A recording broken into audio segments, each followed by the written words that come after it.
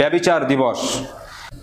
14ই ফেব্রুয়ারি দেখবেন পার্কে, এখানে ওখানে, মাঠে, রাস্তার ধারে ছাতা নিয়ে বসে আছে, ছাতা ধরে বসে আছে, সেখানে অবৈধ সম্পর্ক স্থাপন করছে, গলা ধরে বসে আছে, যা ইচ্ছে তাই করছে।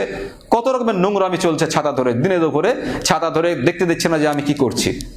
আপনার মেয়ে, আপনার ছেলে ওই 14ই ফেব্রুয়ারি কোথায় চলে যাচ্ছে, সেখানে প্রাইভেটের নাম করে আত্মীয়র বাড়ি যাব বলে গিয়ে অবৈধ সম্পর্ক স্থাপন করে আপনার মেয়ে বাড়ি ফিরছে, নাপাক অবস্থায় আপনার মেয়ে বাড়ি ফিরছে, আর আপনি মসজিদে মাথা ঠকি কপালে ঘাটা ফেলছেন।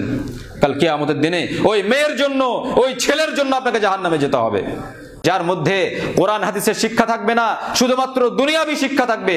এই ব্যক্তি আস্তে আস্তে পশুত্বের দ্বার পর্যন্ত পৌঁছে যাবে। কোন মুসলমানের বাচ্চা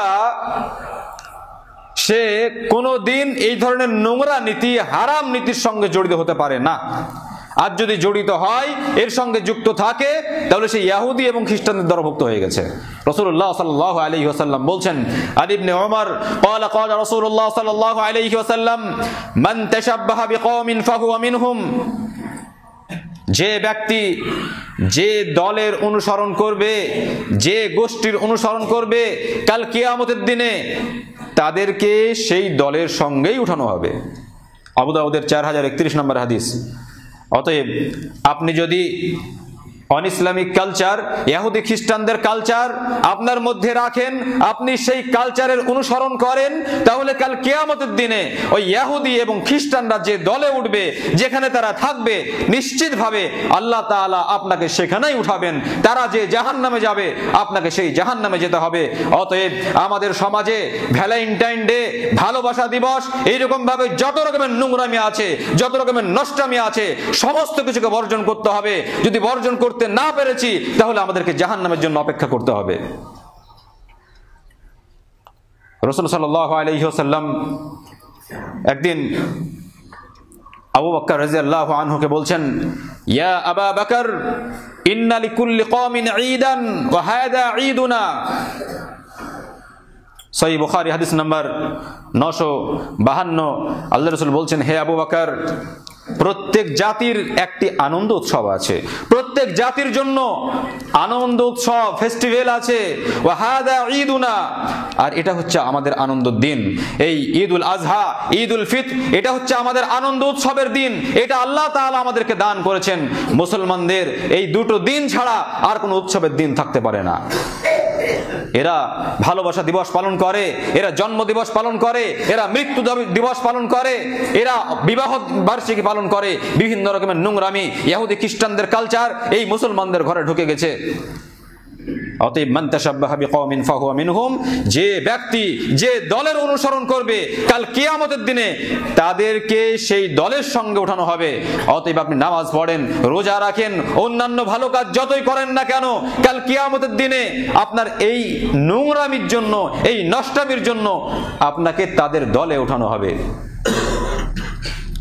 আল্লাহ তাআলা সূরা বানী ইসরাঈল আয়াত নাম্বার 32 এর মধ্যে বলেছেন, ওয়ালা তাকরাবুজ জিনা ইন্নাহু কানা ফাহিশাতান ওয়া সাআ সাবিলা। তোমরা জিনার নিকটবর্তী হইও না।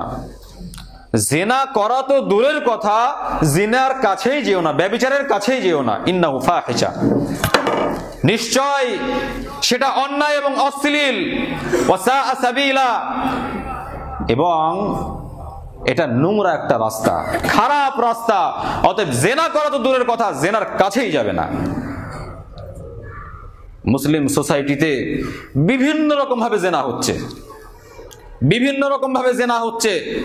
আপনার ছেলে, আপনার মেয়ে যুবক হয়েছে, যুবতী হয়েছে, আপনি খোঁজ রাখেন না যে আপনার মেয়ে, আপনার ছেলে ওই 14ই ফেব্রুয়ারি কোথায় চলে যাচ্ছে, সেখানে প্রাইভেটের নাম করে আত্মীয়র বাড়ি যাব বলে গিয়ে অবৈধ সম্পর্ক স্থাপন করে আপনার মেয়ে বাড়ি ফিরছে, নাপাক অবস্থায় আপনার মেয়ে বাড়ি ফিরছে, আর আপনি মসজিদে মাথা ঠকি কপালে ঘাটা ফেলছেন।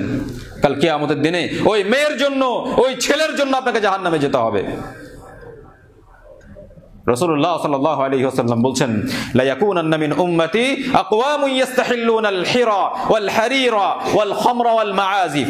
সহিহ বুখারী হাদিস নাম্বার 5590।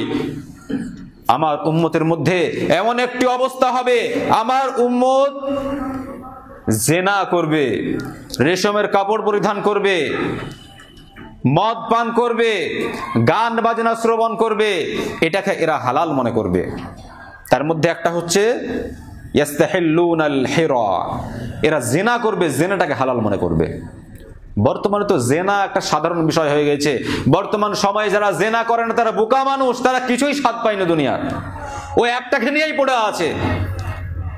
আর যারা বুদ্ধিমান শুধু স্ত্রী নিয়ে পড়ে থাকে না, তারা ভাবে নিজেকে যে আমরা বুদ্ধিমান, আমরা একটা নিয়ে পড়ে থাকি না, আমাদের টাকা পয়সা আছে, টাকা পয়সা খরচ করে অনেক মেয়ের সঙ্গে আমরা দৈহিক সম্পর্ক স্থাপন করে আমরা দুনিয়ার যে স্বাদ আনন্দ এটা আমরা উপলব্ধি করতে পারি। রাসূল সাল্লাল্লাহু আলাইহি ওয়াসাল্লাম বলছেন ইস্তাহিল্লুনাল হিরা, এটা কিয়ামতের নিদর্শন যে এরা জেনা করবে, ব্যভিচার করবে, এটাকে হালাল মনে করবে, এটা হারামি মনে করবে না।